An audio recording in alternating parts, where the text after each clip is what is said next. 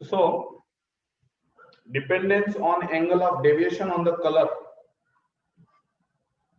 of light, कौन सी colour का light उस हिसाब से एंगल ऑफ डेविएशन आपको देखने को मिलेगा। ठीक, रिपीट द एक्सपेरिमेंट, एक्सपेरिमेंट करके देखना है। यहाँ पे रेड कलर से फिर रिकॉर्ड करना है 60 डिग्री का, again repeat with the common pins printed, violet colour से करके देखना है। It is found that the angle of deviation in case of violet colour is more than the angle of deviation of red colour.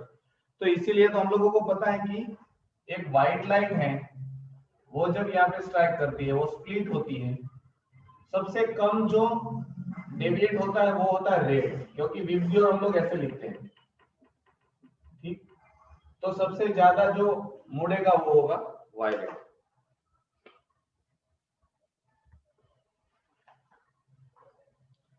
तो colour के और wavelength के मायने में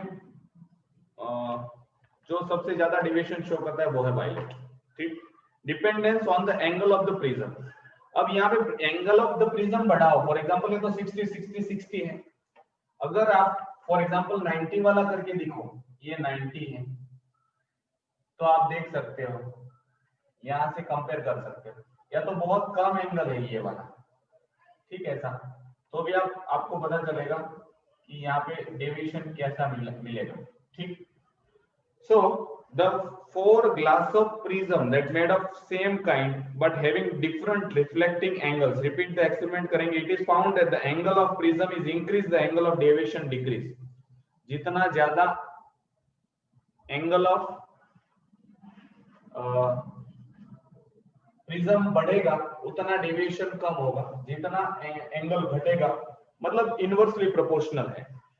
it is found that the angle of the prism increase, prism का angle 60 से 90 कर दिया ये वाला एंगल, तो डेविएशन कम देखने को मिलेगा। कौन सा एंगल ऑफ डेविएशन, मतलब ये वाला, इसके बीच का जो एंगल होता है ये वाला। ठीक, इमर्जेंस एंड इंसिडेंट रे का एंगल ये कम हो जाएगा, जैसे ये बड़ा होगा तो कम होगा, इनवर्सली प्रोपोर्शनल होगा। Next, refracting through 90 30 60 prism, there are can be 4 cases as given in the following cases. यहाँ पे 4 केसेस दिए हैं, तो हम लोग वो चारों चार करते हैं, ये भी फिगर आती है। अब यहाँ पे आपको समझना है कौन सी जगह पे कौन सा एंगल आता है। ठीक, और ये ग्लास से बना हुआ है तो 42 से ज्यादा तो total internal reflection, otherwise refraction. ठीक, सबसे पहला केस है, ऐसा आपको केस दे देंगे 30 60 90, या तो नहीं दे तो ये 90 तो है, ये तो आपको पता है, जहां पे ये नजदीक है वो 60 होगा और दूर है वो 30 होगा, वो आपको ऐसे अंदाजा लगा लेना है। ठीक, नाउ एक रे ऑफ लाइट आ रहा है parallel to this and perpendicular to that, यहाँ पे परपेंडिकुलर आ रहा है सीधा, मतलब 90, तो विदाउट एनी डेविएशन वो सीधा चला जाएगा। अब आपको पता है यहाँ पे 90 होता है, परपेंडिकुलर होता है, इस 90 में यहां से लेके यहाँ पे, तो ये एक ट्रायंगल हो जाता है। ठीक, इसमें ये 90 होगा, ये 30 होगा, तो इस साइड वाला 60 होगा, क्योंकि पूरा यहाँ से यहाँ तक ये नॉर्मल है, तो ये 90 होता है, तो ये 30 हो गया, तो ये 60 हो गया। अब आपको पता है 42 से ज्यादा तो टोटल इंटरनल रिफ्लेक्शन, तो ये यहाँ से 60 से तो ये 30 हो जाएगा। अब आपको पता है ये 30 यहाँ पे नॉर्मल होगा, वो सारी चीजें आपको याद रहनी चाहिए, फिर फटाफट नहीं होता है इसमें। ये 30 क्योंकि ये 60 है तो ये 60 होगा, क्योंकि रिफ्लेक्शन हो रहा है तो angle R is equal to angle R होगा। ये यहाँ से इतना 90 होता है तो ये 60 तो ये 30 30 30, ये अगर ट्रायंगल आप सोचो 30 30, तो ये कितना हो जाएगा 120, 120 में से ये 90 है तो ये 30 हो जाएगा। तो जब डेंसर में से रेयर में जाएगी अवे फ्रॉम द नॉर्मल, तो जो ये एंगल आएगा वो ग्रेटर देन 30 आएगा हमेशा, क्योंकि इंसिडेंट से बड़ा होगा, क्योंकि डेंसर में से रेयर में आ रहा है, तो अवे जाएगा, तो ये 30 था तो ये तो 30 से ज्यादा ही होगा। ठीक, आया समझ में? तो ये पहला होगा जहां पे आपको सीधा दे दिया जाएगा, एक रे देंगे उसको आपको sir once more, yes once more, एक और बार समझाओ। तो वापस, ताकि मैं उसमें 30 60 90 प्रिज्म, ये 60 ये 90 ये 30, रे ऑफ लाइट 90 डिग्री आ रहा है, यहाँ पे 90 है। लेकिन सर आप एंगल पता करते हो ना, वो एंगल पता करना ही नहीं पता चल रहा है। मतलब पता लगाना है कि नहीं पता चल रहा है? ऐसा नहीं, देखो आप जैसे एंगल पता करते हो ना, वो हाँ। आप कैसे पता करते हैं ना, वो नहीं पता चल रहा है। ट्रायंगल से और कुछ नहीं। एक मिनट बता रहा हूं, एक ही आपको दे देंगे कि एक मिनट, सब ज्वाइन हो रहे हैं दो, तब तक मैं इंक बोल लेता हूं। देखो ट्रायंगल का जो एंगल होता है वही मेन है। आपको बोल दिया गया है कि 30 60 90 प्रिज्म है और एक परपेंडिकुलर रेज आ रहा है और उसका नाम पी क्यू दिया है, ये सा नाम दे देंगे पी और क्यू, तो परपेंडिकुलर है सरफेस पे। तो आपको पता है परपेंडिकुलर होगा तो ये 90 होगा ना, तो इस छोटे से ट्रायंगल में आप इस ट्रायंगल को ले लो जिसका ये 60 है ये 90 है, ये कितना हो जाएगा 30, ठीक। अब देखो यहां पे परपेंडिकुलर होगा, ये तो नॉर्मल है। अब आपको पता है चारों चार 90 होते हैं, ये 90 होता है, ये 90 होता है, ये 90 और ये पूरा 90 होता है। अब 90 में से ये 30 हो गई है तो ये कितना हो जाएगा 60 हो जाएगा, ठीक। हाँ जहां पे ना बरोबर, रेडी। तो ये नहीं समझा। अब 42 से ये एंगल ऑफ इंसिडेंट है, लाइट रेज यहां से आ रही है तो ये नॉर्मल है, तो ये एंगल ऑफ इंसिडेंट ये वाला है, क्योंकि नॉर्मल और इंसिडेंट रे के बीच में इंसिडेंट तो 42 से बड़ा होगा तो टोटल इंटरनल रिफ्लेक्शन तो यहां से ऐसा जाएगा।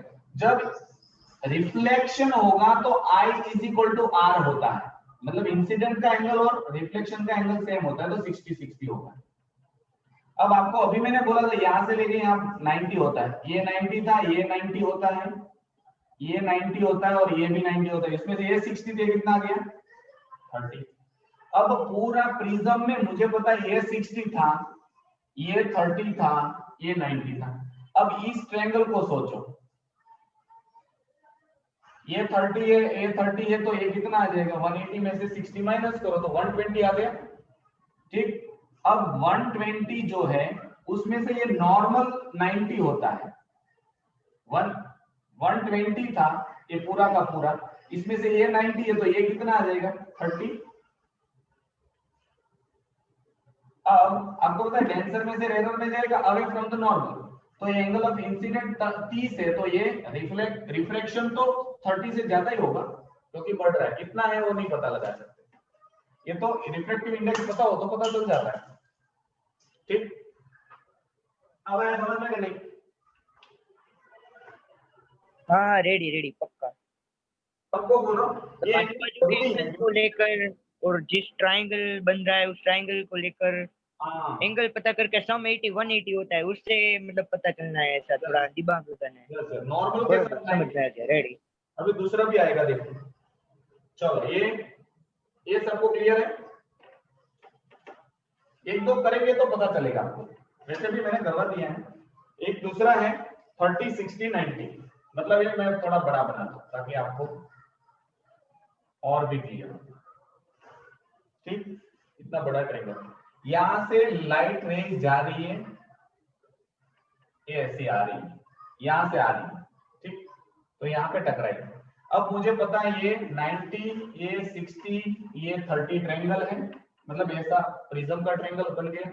अब ये 90 हो गया, ये 30 हो गया, तो ये ऑटोमेटिकली कितना हो जाएगा 60 हो जाएगा। अब यहाँ पे नॉर्मल होता है, अब ये साइड वाला 90 होता है, ये वाला 90 होता है, ये वाला 90 होता है, और यहाँ से इसमें से ये 60 है तो ये 30 आ जाएगा एंगल ऑफ इंसिडेंट। अब 30 है तो 42 से कम है। अब टोटल इंटरनल रिफ्लेक्शन नहीं होगा, रिफ्रैक्शन होगा। टोटल इंटरनल रिफ्लेक्शन अगर एंगल ऑफ इंसिडेंट 42 से बड़ा हो तो। यहाँ पे आप ऐसा मत करना, यहाँ पे ऐसा चला जाएगा। तो आपको पता है डेंसर में से जाएगी तो अवे फ्रॉम द नॉर्मल। तो ये 30 है तो जो एंगल ऑफ रिफ्रैक्शन आएगा वो हमेशा ग्रेटर देन 30 आएगा। सॉरी ऐसा आएगा, this angle is greater than 30 आया।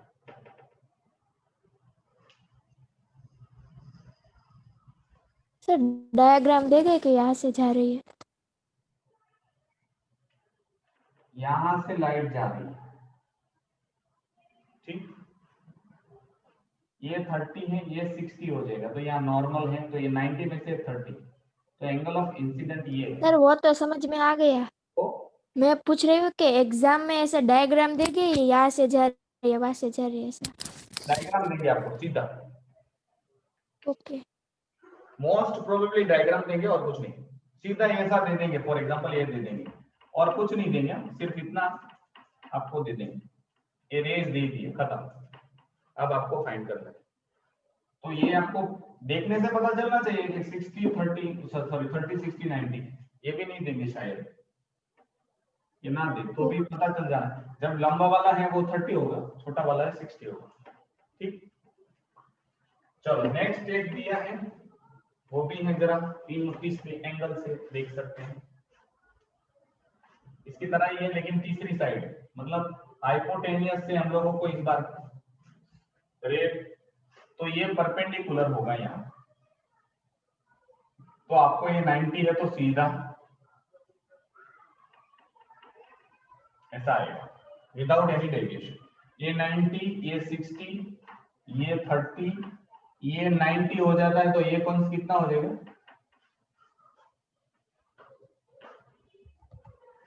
ठीक। ये रे आ रही है यहां से, जैसे स्ट्राइक करेगी तो ये 90 है, ये तो 90 था, और ये 60 तो ये 30 था, तो इस ट्रायंगल में अब ये 90 है 30 है 60 आ जाएगा। यहाँ पे नॉर्मल है और ये 30 आ जाएगा। अब देखो इन एंगल ऑफ इंसिडेंट नॉर्मल और इंसिडेंट रे के बीच में होता है, वो 30 है तो 42 से बड़ा नहीं है तो रिफ्रैक्शन होगा, मतलब डेंसर में से रेयर में जाएगा तो अवे फ्रॉम द नॉर्मल, तो ये जो एंगल आएगा हमेशा ग्रेटर देन 30 आएगा, ठीक। ये एंगल निकालने पड़ते हैं, तो तीनों तीन आप डायग्राम देखो तो तुरंत पता चल जाता है, हाँ ऐसा होता है, ठीक। अब एक चौथी डायग्राम भी दी है इसके जैसी है, शायद यही डायग्राम नहीं हो सकता। अब इसमें थोड़ा कंफ्यूजन वाला इसलिए मैं थोड़ी बड़ी बना रहा हूं। नेक्स्ट, जहां पे जिसको प्रॉब्लम आए वहां पे तुरंत बोल देना, ठीक। तो ये मैं वेरी स्लोली एक्सप्लेन कर रहा हूं। यहां से कोई लाइट रे आ रहा है, परपेंडिकुलर है, ये 90 है, ये 60 है, ये 30 है, ट्रायंगल प्रिज्म के एंगल। यहां से जब आएगा तो आपको पता है ये 90 आएगा सीधा। अब ये 90 है तो इस साइड का भी 90 है, छोटा सा ट्रायंगल आपको दिखाई दे रहा हो, उसमें से ये 60, ये 90 तो ये 30 हो जाएगा। यहाँ पे नॉर्मल होता है तो ये 60 हो जाएगा क्योंकि तो ये पूरा एंगल 90 होता है, तो उसमें से ये 30 है तो ये वाला 60 हो गया। अब एंगल ऑफ इंसिडेंट 60 है मतलब 42 से बड़ा है, तो टोटल इंटरनल रिफ्लेक्शन यहाँ पे ऐसा, तो ये 60 है तो सामने वाला भी 60 हो जाएगा क्योंकि रिफ्लेक्शन में angle of incident is equal to angle of reflection होता है, ठीक। अब ये 90, ये 90, ये 60, ये कितना आ जाएगा 30। अब आपके पास ये 30 है, ये 90 है तो ये 60 आ जाएगा, तो एंगल ऑफ इंसिडेंट कितना आ जाएगा 30। जब डेंसर में से रेयर में जाएगा अवे फ्रॉम द नॉर्मल तो ये ऑलवेज ग्रेटर देन 30, क्योंकि 30 है तो 30 से बड़ा होता है। एक बार फिर जरा देखो, लाइट रेज आ रही है परपेंडिकुलर टू द फेस, अब जब यहाँ पे टकराएगी, परपेंडिकुलर है मतलब 90 ये होगा, ये 60 होगा, तो ये 30 होगी, ये ट्रायंगल आपको पता चल गया। अब ये 30 है तो ये पूरा 90 था, तो ये 30 था, तो ये 60 आ गया। अब ये एंगल ऑफ इंसिडेंट बन गया है आई। अब वो 42 से बड़ा है तो टोटल इंटरनल रिफ्लेक्शन, तो रिफ्लेक्शन शो करेगा। अब ये जब रिफ्लेक्शन होगा तो incident is equal to reflection होते हैं, दोनों एंगल सेम होते हैं। ये यहां से यहां टकराए। अब यहाँ पे एक छोटा सा ट्रायंगल बन रहा है जिसमें ये यहाँ से 90 था, नॉर्मल था, तो ये 60 ये 30 आ गया। अब ये 30 ये 90, तो ये कितना आ जाएगा 60। यहाँ पे नॉर्मल होगा, ये लाइट रेज ऐसे जा रही है, तो ये इंसिडेंट एंगल यहाँ से यहाँ पूरा 90 होता है, इसमें से ये 60 है तो ये 30 आ गया। 30 आ गया मतलब 42 से कम है, तो रिफ्रैक्शन होगा, तो डेंसर मेजर एरर में जाएगी अवे फ्रॉम द नॉर्म। ठीक, किसी को कोई डाउट हो तो बोलना। तो ये 4 चीजें मैंने बताई, 60-90-30 वाला प्रिज्म वाला था। ठीक है, ये डायग्राम में आपको सिर्फ ये दे देंगे और कुछ नहीं देंगे।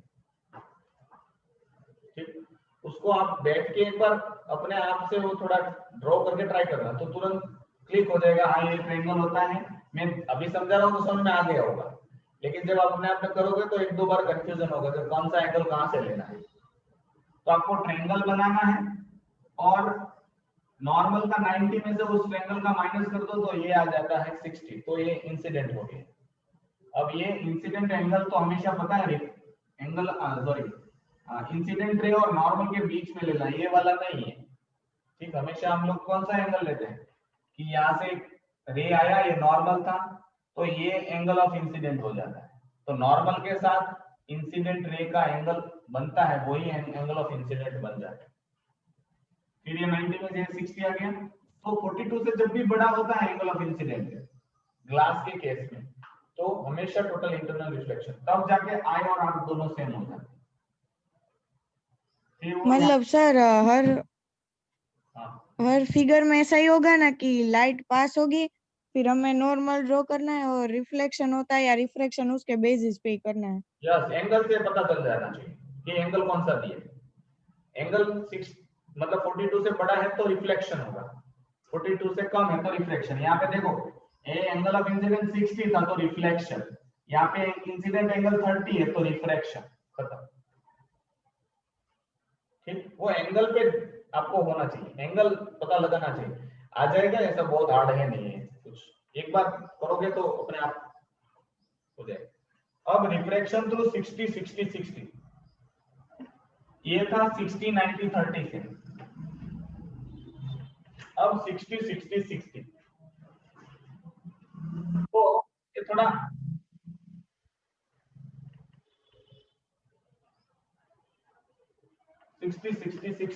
I think so equal. अब कोई लाइट रेज यहाँ से उन्होंने जो डायग्राम दिया है उस हिसाब से अगर देखे जाए तो यहाँ से एक लाइट रे आ रही है, वो परपेंडिकुलर है 90 समझना। तो ये 60 था, सबसे पहले ट्रायंगल देख लेना, ये 90 होगा, दोनों चारों 90-90-90, तो ये 90 ये 60, तो ये अपने आप आपको पता चल गया होगा 30। यहाँ पे नॉर्मल होती है परपेंडिकुलर टू द एक सरफेस को 90 जो वो नॉर्मल आ सकती है। अब ये नॉर्मल मतलब यहाँ से यहाँ पूरा 90 था, उसमें से ये 30 आ गया जो मैं डार्क कर रहा हूँ 70। कौन से स्कूल में पढ़ते हो? 90 में से 30, हाँ 60। अब ये 60 आ गया। अब ये 42 से बड़ा है तो मतलब क्या होगा?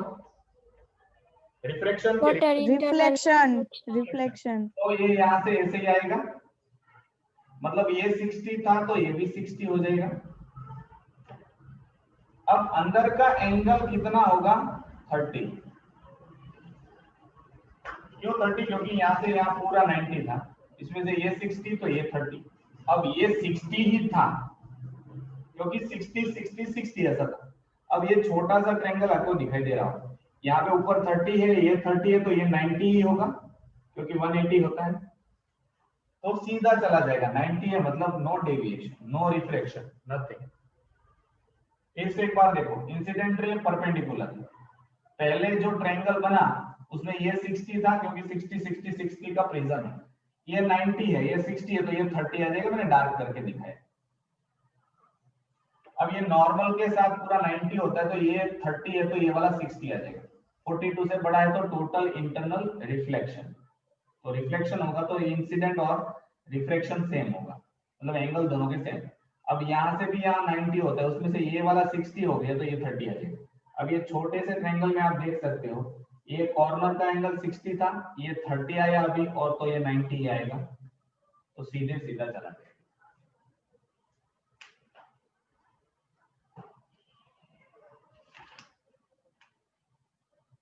बस यही दे दिया था। तो यहाँ पे ये चैप्टर का एक पार्ट खत्म होता है। अब जो पार्ट है वो है रिफ्रैक्शन थ्रू लेंस। तो ग्लास के थ्रू, प्रिज्म के थ्रू जो रिफ्लेक्शन पढ़ना था वो पढ़ लिए। ये वाले जो डायग्राम है, आप शांति से बैठना और सिर्फ एंगल ऑफ इंसिडेंट देख लेना फिगर में से, उसके बाद बुक क्लोज कर दो और उसको ट्राई करो, सॉल्व हो जाएगा। पीछे जो बोर्ड की क्वेश्चन दी उसमें एक दो होंगे, वो जरा देख लो तो आपका कॉन्फिडेंस बढ़ जाएगा। तो ये बहुत ज्यादा हार्ड है। कहीं पे प्रॉब्लम आएगा वो आएगा एंगल ढूंढना। वो तो या तो ट्रायंगल का 3 एंगल में से एक फाइंड करना होता है, या तो नॉर्मल में 2 में से एक फाइंड करना होता है। ठीक, मैंने हिंट बता दिया, ट्रायंगल के 3 एंगल में से 2 दे देंगे, एक बाकी होगा। तो ये 60 था, ये 90 था, तो ये बाकी था, तो वो आ गया। अब वो आ गया तो उससे क्या मिलेगा, नॉर्मल का 90 में से एक एंगल मिल गया तो दूसरा अपने आप मिल जाएगा। उसके बाद ये मिलेगा तो इसके साथ ये मिल जाएगा, ये मिलेगा तो ये 90 में से ये मिल गया तो ये भी मिल गया, फिर ट्रायंगल के 2 मिल गए, एक मिल जाएगा, फिर ऐसा चलेगा। ठीक, अब जो हम लोग पढ़ेंगे वो रिफ्लेक्शन थ्रू लेंसेज है। तो लेंस बहुत सारे टाइप के होते हैं, इसमें किसी को डाउट नहीं है ना? सिंपल है, ट्राई करोगे तो आ जाएगा। तो lens, piece of transparent optical material having 1 or 2 spherical surface। Lens एक कांच का टुकड़ा है या तो ऑप्टिकल मीडियम जिसमें से लाइट जा रही है, वैसा एक मटेरियल, ट्रांसपेरेंट ऑप्टिकल मटेरियल है जिसकी एक सरफेस या तो दोनों सरफेस स्फेरिकल हो सकती है। एक सरफेस कैसे, तो एक सीधी लाइन और एक ऐसी लाइन, ये पूरा कांच का बना हुआ है तो भी मैं इसको लेंस कहूंगा। ठीक, अगर ये सीधी लाइन है और ये ग्लास में ऐसा कट किया तो भी ये लेंस हो जाएगा, या तो दोनों सरफेसेस स्फेरिकल है तो भी ये लेंस हो जाएगा। ठीक, तो आप देख सकते हो कि इसको हम लोग लेंस कहते हैं। यहां से ऐसा पता चलता है कि स्फेरिकल सरफेसेस या तो एक या तो 2 सरफेसेस जितनी भी है वो स्फेरिकल हो सकती है। अगर कोई भी स्फेरिकल सरफेस है तो उसको रेडियस ऑफ कर्वेचर होगा। मतलब फॉर एग्जांपल ये किसी भी, ये अगर ये होगा तो एक पूरा सर्कल का पार्ट होगा ना इतना, तो यहां से यहां जो लेंथ है उसको रेडियस ऑफ कर्वेचर कहते हैं। किसी भी स्फीयर का वो हिस्सा होगा, अगर स्फेरिकल चीज है, फॉर एग्जांपल मैं बोलूं कि मेरे पास इतना टुकड़ा है कांच का, तो ये शायद बड़े से गोले का टुकड़ा था, तो इसकी भी कुछ रेडियस होगी। तो स्फेरिकल चीज जो भी है, चाहे छोटी हो या बड़ी हो, उसको रेडियस ऑफ कर्वेचर होगी, मतलब वो किसी ना किसी रेडियस से बिलोंग करता होगा। अगर प्लेन है तो कोई प्रॉब्लम है नहीं, radius of curvature is considered infinite किसी भी, फॉर एग्जांपल, इसीलिए मैथ्स में 9th में शायद बताया होगा आपको कि अभी साइंटिस्ट को पता चल गया कि कोई भी लाइन सीधी नहीं है, not a single line is a straight line, because आप जो सीधी लाइन बोलते हो वो शायद बहुत बड़े सर्कल का छोटा सा हिस्सा है इसलिए सीधा दिखाई देता है। तो ये मैथमेटिक्स में कुछ हाइपोथेसिस नई आ गई, उन्होंने बोल दिया है कोई भी लाइन सीधी नहीं। अगर आप सोचो कि मैं इस लाइन को मैं देखूं, इतनी सी लाइन को, तो मुझे सीधी ही दिखाई दे रही है, लेकिन एक्चुअली क्या है, बहुत बड़े सर्कल का एक छोटा सा part. so no line in this universe is straight. तो सर पर हम अपने आप स्केल से एक लाइन ड्रॉ करते हैं तो वो थोड़ी ऐसे सर्कल का पार्ट है। आप सोचो कि आपने सर लाइन ड्रॉ की इतनी, अब मैं बोलूं कि बहुत बड़े सर्कल का छोटा सा हिस्सा है, मतलब कोई भी लाइन सीधी नहीं है, ऐसा कहने का मतलब। ठीक, पर सर सर्कल तो है, हमने ड्रॉ किया ही नहीं है, हमने तो सिर्फ लाइन ही ड्रॉ की। वो सीधी नहीं है, इतना आपको याद रखना है। आपने ड्रॉ की या नहीं की वो छोड़ दो, लाइन सीधी नहीं होती। ठीक, lenses are divided into broad classes, दो क्लासेस में डिवाइड किया है। First converging and diverging. Converging मतलब जो स्प्रेड लाइट रेज को इकट्ठा कर दे, ये सीधी लाइट रेज को एक जगह पे मिला दे, उसको मैं कन्वर्जिंग कहता हूं। और स्ट्रेट रेज को, ये वाला है तो क्या करेगा, डाइवर्ज करेगा, दूर दूर कर देगा। तो दो टाइप के लेंसेज हैं, वन इज कन्वर्जिंग लेंस, मतलब लाइट रेज को एक पॉइंट पे कन्वर्ज करेगा, एंड डाइवर्जिंग लेंस जो पैरेलल रे ऑफ लाइट आती है उसको अलग अलग दिशाओं में डाइवर्ज कर देगा, मतलब बिखेर देगा। तो there are two types of lenses, converging lens and diverging lens. Converging को हम लोग कॉन्वेक्स कहते हैं। मतलब क्या होता है हाँ, कन्वर्जिंग? कन्वर्जन मतलब इकट्ठा करना, सारी चीजों को कन्वर्ज करना, एक साथ मिलाओ, दैट इज। तो बिलोरी कांच लेते हैं तो सनलाइट की लाइट आती है, वो सारी के सारी एक पॉइंट पे इकट्ठा होती है, that is the conversion, conversing. ठीक, कन्वर्जिंग लेंस, इसी को हम लोग बोलते हैं कॉन्वेक्स। और ये दोनों साइड गुफा जैसा है तो कॉनकेव, एक याद रखो तो अपने आप आ जाएगा। दोनों अगर सरफेस जिसकी एक या तो दोनों सरफेस अंदर की तरफ मुड़ी हुई हो, देखो ये अंदर की तरफ केव जैसा, केव, तो दैट इज कॉनकेव। तो उसका ऑपोजिट आ जाता है कॉन्वेक्स, मतलब बल्जिंग सरफेस होगी। ठीक,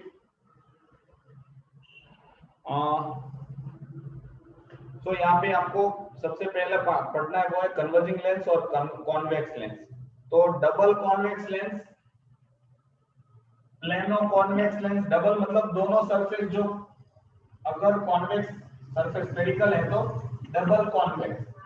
प्लेनो, प्लेन और कॉन्वेक्स, तो प्लेनो कॉन्वेक्स और कॉनकेवो कॉन्वेक्स। कॉनकेवो कॉन्वेक्स मतलब क्या होता है कि ये सरफेस ऐसे है, कॉनकेव है मतलब अंदर की तरफ है, और दूसरी सरफेस बाहर।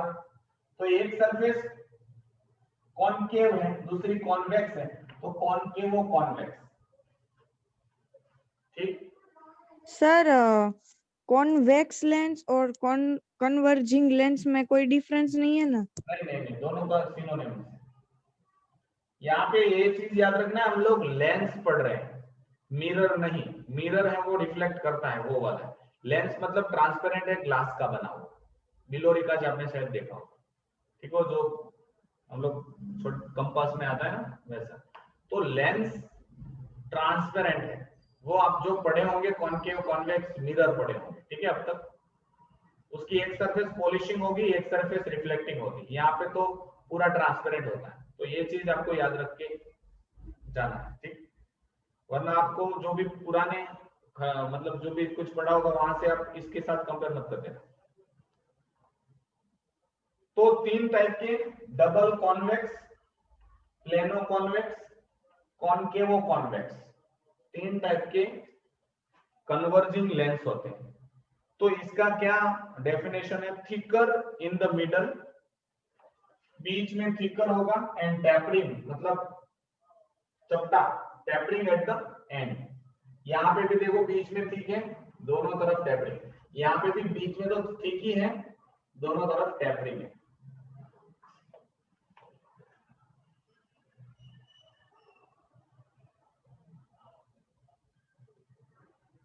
Equiconvex spherical lens, a double convex lens which has same the radius of curvature for both the spherical surface is called equiconvex spherical lens।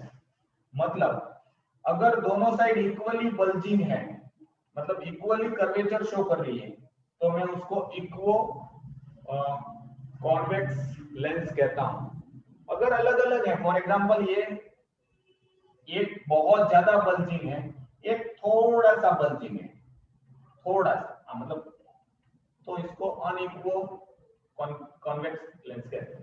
थोड़ी सी कर्वेचर तो है इसमें भी, लेकिन थोड़ी एक साइड ज्यादा है। अगर दोनों साइड सेम कर्वेचर हो तो हम लोग उनको इक्वो कॉन्वेक्स स्फेरिकल लेंस कहते हैं। नेक्स्ट हम लोग पढ़ेंगे वो डाइवर्जिंग लेंस। तो जैसे इसमें 3 लेंस पढ़े, वैसे डाइवर्जिंग लेंस या तो कॉन्केव लेंस भी 3 टाइप के होते हैं। पहला है डबल कॉन्वेक्स, मतलब जिनकी दोनों सरफेस कॉन्वेक्स होगी। एक होगा प्लेनो कॉन्वेक्स, एक साइड प्लेन होगी, एक साइड कॉन्वेक्स होगी। तीसरी होगी कॉन्वेक्सो सर कॉनकेव ने कॉनकेव। हाँ कॉन्केव।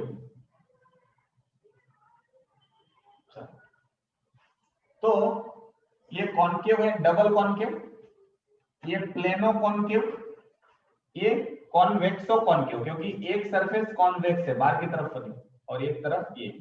तो 3 लेंस हम लोग पढ़ सकते हैं।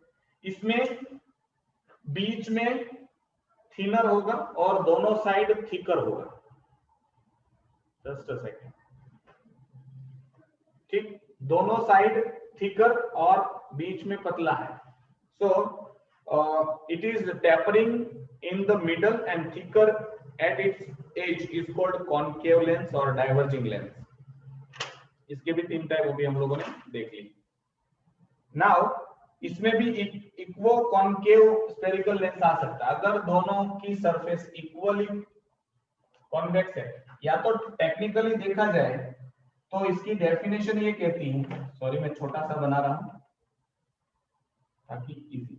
अगर 2 सर्कल हैं, उससे मैंने कट किया है, तो दोनों की अगर रेडियस सेम है तो मैं इसको इक्वो कॉन्वेक्स कहता हूं। मतलब इक्वली अंदर की जो सरफेस है वो इक्वली कॉन्केव है, या तो दोनों सेम जो सर्कल से बने हुए हैं, जिस सर्कल से मैंने इसको काटा है उसकी रेडियस दोनों की सेम हो तो मैं उसको इक्वो कॉन्केव लेंस कहता हूं। ठीक, तो ये वाला है कॉन्वेक्स, ये वाला है concave. Now action of conversion, action of concave lens. अब हम लोग इनकी बात कर रहे हैं। तो अभी बाकी सबका कुछ हम लोग कभी इनको भी कभी नहीं पढ़ते हैं, इनको भी कभी नहीं, ये दोनों को हम लोग ज्यादातर पढ़ते हैं। सबसे पहला जो हम लोग पढ़ेंगे वो है कॉन्वेक्स लेंस। अब मैं उसको बहुत बड़ी डायग्राम से समझा रहा हूं कि कैसे कन्वर्ज कर रहा है, ठीक, ताकि आपको ये, तो आपको पता है ये छोटे छोटे टुकड़े होते हैं से बना हुआ, ग्लास के छोटे छोटे टुकड़ों से बनता है ये लेंस। यहां तो मैं बहुत बड़े टुकड़े कर रहा हूं, छोटे छोटे। तो जब भी लाइट रेज पैरेलल आएगी, ठीक, तो यहाँ पे नॉर्मल सर रिजॉइन हो जाए।